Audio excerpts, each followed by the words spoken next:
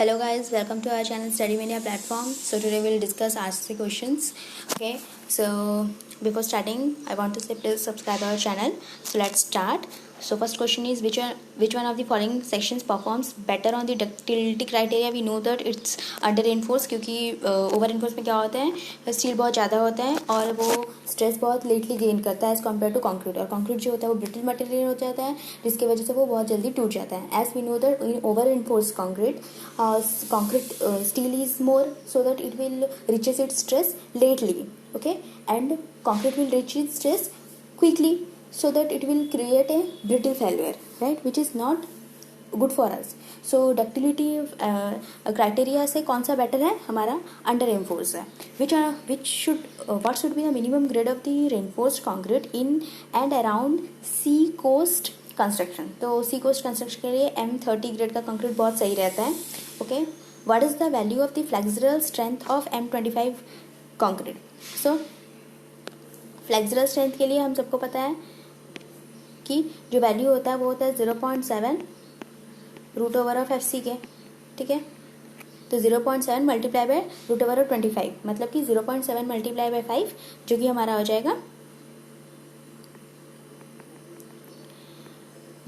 जाएगा 3.5 megapascal. Okay, then the maximum strain in the tension reinforcement in the section at failure when designed for the limit state of the collapse. So what is the stress of this tension? Strain of the tension. Strain क्या होता है? Fy divided by 1.15 ES plus 0.002. तो उससे not less होना चाहिए, मतलब कि उससे ज़्यादा नहीं होना चाहिए. उससे ज़्यादा होना चाहिए, मतलब उससे कम नहीं होना चाहिए. ठीक है, so option A will be correct. Okay, option A will be correct. Okay, then as per IAS 456, which one of the following correctly expresses the modulus of elasticity of concrete? So modulus of elasticity of the concrete को कौन express करता है? EEC is equal to 5000 root over of FCK. Okay, अगर long term का बात किया जाए तो शॉर्ट टर्म ये है जो है वो हमारा शॉर्ट टर्म इलास्टिसिटी के बारे में बता रहा है. लॉन्ग टर्म के बारे में बताता है कि short term divided by 1 plus theta. Okay, इसके बारे में हमने बात कर लिया है. Okay, then characteristic strength of the M20 concrete is 20 megapascal. Okay, what is the number of the cubes having 28 days compressive strength greater than 20 megapascal out of 100 cubes? तो इसका आंसर जो हो जाएगा आपका वो 95 हो जाएगा. Okay, then working stress method of design for reinforced concrete is not a limit state design, right. Working stress method जो है वो लिमिट स्टेट डिजाइन कभी नहीं हो सकता. Option A will be correct. Okay, then sorry,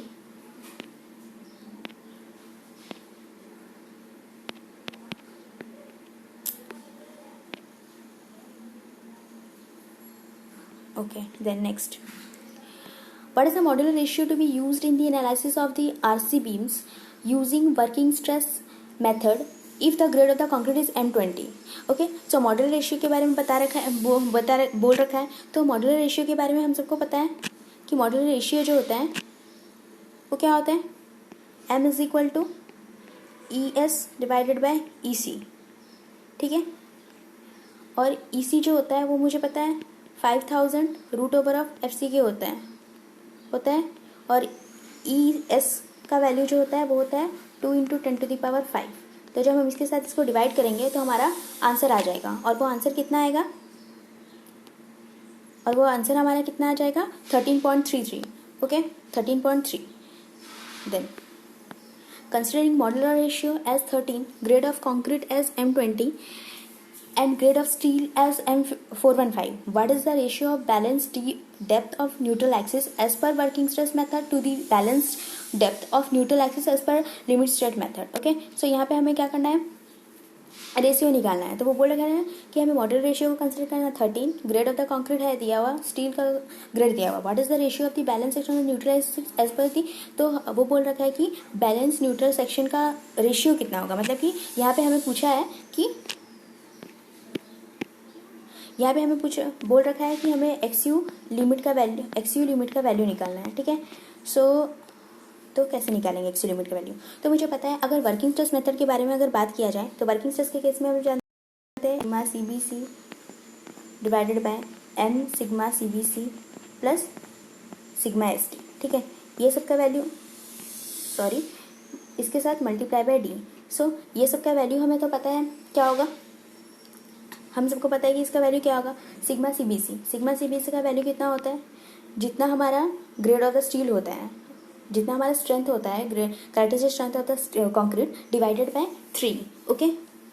और sigma S T का value कितना होता है, जितना हमारा characteristic strength of the steel है डिवाइडेड बाय 1.8, राइट। सो वैसे हमारा ग्रेड कितना है, हमारा ग्रेड जो है वो कुछ 20। सो क्या करेंगे हम, M20 20 divided by 20 divided by 3, okay. और फिर अगर हमें स्टील का सिग्मा एस टी चाहिए तो क्या करना पड़ेगा, 415 डिवाइडेड बाय 1.8, ठीक है। इसमें से जितना वैल्यू आएगा हमें वो वैल्यू पुट करना है, और फिर वहाँ से जो वैल्यू आया, ठीक है, सबसे पहले हम क्या किए, सबसे पहले हम m sigma C B C divided by m sigma C B C plus sigma S T, okay, multiply by D. इतना का वैल्यू जब हमने पुट किया तो हमारा जो वैल्यू आएगा वो 0.28 डी आएगा, ठीक है। अब और एक बात हम देखेंगे,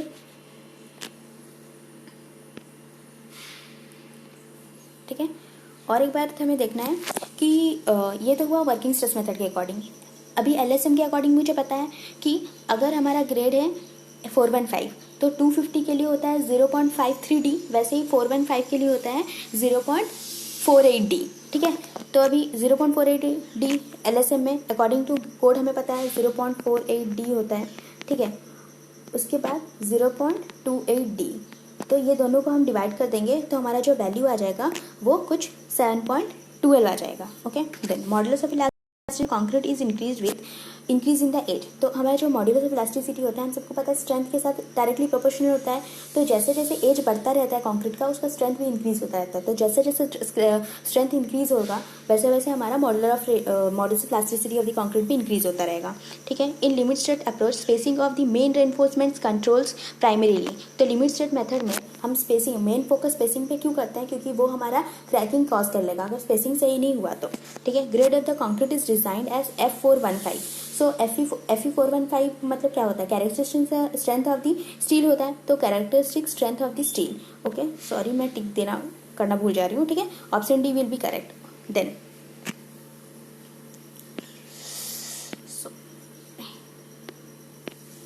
ओके, देन नेक्स्ट क्वेश्चन है the additional cover thickness to be provided in the reinforced concrete member that are totally immerse in the sea water. तो वहाँ पे एडिशनल जो रेनफोर्समेंट दिया जाता है वो, सॉरी, एडिशनल जो हमारा थिकनेस दिया जाता है, एडिशनल कवर जो दिया जाता है वो 25 mm होता है कुछ, okay.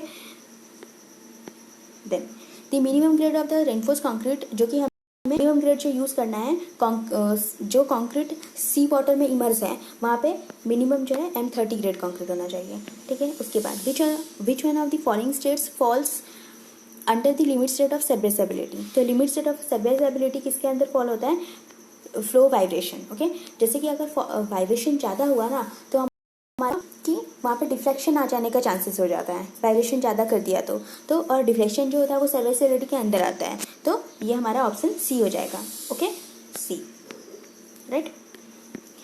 For a reinforced concrete beam with M20 concrete with Fe415 steel the working movement corresponding to the balanced failure by a limit state method of design is A times of the relatable magnitude of the working moment computed by working stress method, okay। so यहाँ पे क्या करना है, sorry यहाँ पे working movement जो हाँ working stress movement and limit state movement, okay, ये दोनों को लेना है, ठीक है। तो एक बात का ध्यान रखना है, हमें यहाँ पे करना क्या है कि सबसे पहले ये देखना है कि according to working stress movement working stress method movement जो होता है वो कुछ ऐसा होता है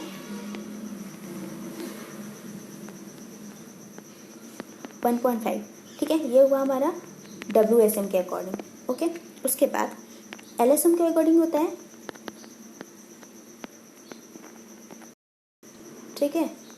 तो अभी हमें करना क्या है, हमें ए का वैल्यू कुछ पूछ रखा है, ए जो है कुछ वर्किंग स्ट्रेस मेथड और ए का वैल्यू मुझे पूछा है, तो ए का वैल्यू जो यहाँ पे हम निकालेंगे, कैसे निकालेंगे, कुछ ऐसे निकालेंगे 0.138 FCK BD² डिवाइडेड बाय 0.15 इसका था, इसके साथ ये जो वर्किंग स्ट्रेस के साथ हम क्या करेंगे, LSM को डिवाइड करेंगे।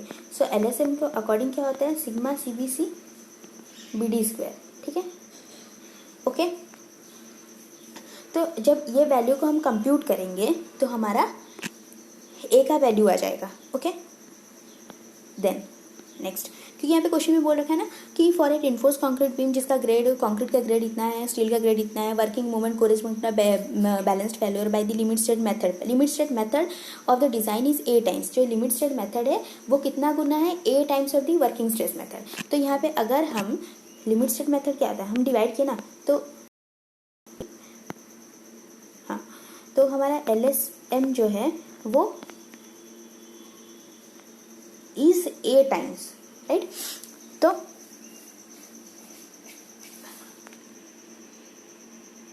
सॉरी मैंने उल्टा लिख दिया। सो यहाँ पे क्या किया, WSM जो है is equal to A multiply by LSM। तो हम यहाँ पे क्या किए, LSM का जो वैल्यू था उसको यहाँ पे हम जाके डिवाइड किए ना, तो हमें A का वैल्यू मिल जाएगा। तो वहाँ पे साफ साफ क्वेश्चन में देख रखा है कि LSM limit state method of design is A times of the relatable magnitude of the working moment captured दी, तो वर्किंग स्ट्रेस मेथड का A गुना है, ठीक है। Then what is the pH value of the portable water is specified by IS। अच्छा, pH value, हमें pH value कितना, लेस देन 6 रहना चाहिए।